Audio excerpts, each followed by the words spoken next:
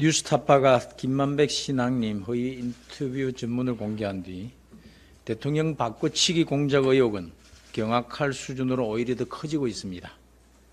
대선 3일 전 조작 뉴스를 퍼날랐던 언론 매체들은 짜깁기는 인정하면서도 의도된 기획이 아니었다며 국민적 비난을 피하려는 면피에만 급급한 모습입니다.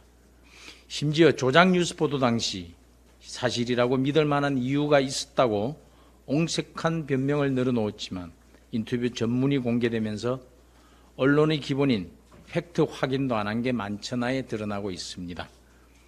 애초부터 거짓과 공작 의도로 사전 기획됐고 뉴스타파에서 시작하여 JTBC, MBC, KBS 등의 언론사들이 유포한 가짜뉴스 카르텔입니다.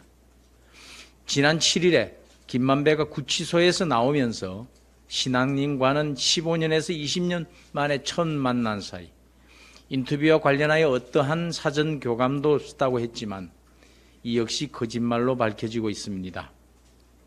언론 보도에 따르면 인터뷰 6개월 전인 2021년 3월부터 긴밀히 소통한 정황이 검찰 수사로 확인되었고 신앙님이 허위 인터뷰한 뒤 거의 매일 김만배와 문자를 주고받았던 사실도 드러났습니다. 김만배가 신앙님 책 3권을 구매하며 실제 거래일자보다 6개월 앞서 계약서를 썼는데 계약서 시점과 15년에서 25년 만에 처음 만난 사이라는 발언은 앞뒤가 전혀 맞지 않습니다.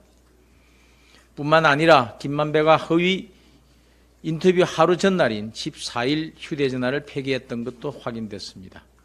허위 날조 인터뷰 전에 신 씨 등과 연락을 주고받은 기록을 은폐하려던 의도가 있었던 건 아닌지 철저한 수사가 필요합니다.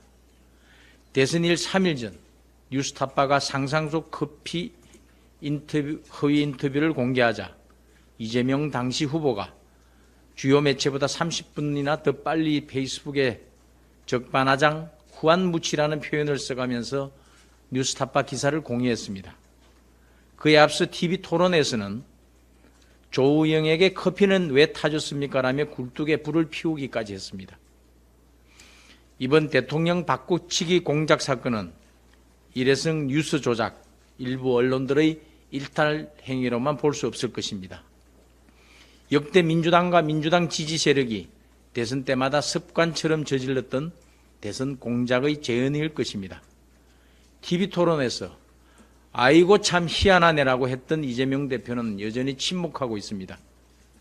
지난 토요일 이재명 대표가 검찰에 출석하면서 화무시비롱, 진실은 영원히 가둘 수 없다고 했습니다. 그 말씀 그대로 돌려드립니다. 가무시비롱, 열흘 넘게 붉게 피는 가짜뉴스도 역시 없습니다. 진실의 힘이 가짜뉴스를 시들게 할 것입니다. 허위 인터뷰는 대장동 몸통 바꾸치기를 거쳐 대통령 바꾸치기 시도로 이어졌습니다. 헌정사를, 대한민국 역사를 순식간에 뒤바꿀 뻔했던 대통령 바꾸치기 공작은 결코 그 진실을 가둘 수 없고 가둬서도 안 됩니다. 민주당과 이재명 대표는 지금이라도 국민 앞에 진실을 고하고 수사에 협조하기 바랍니다.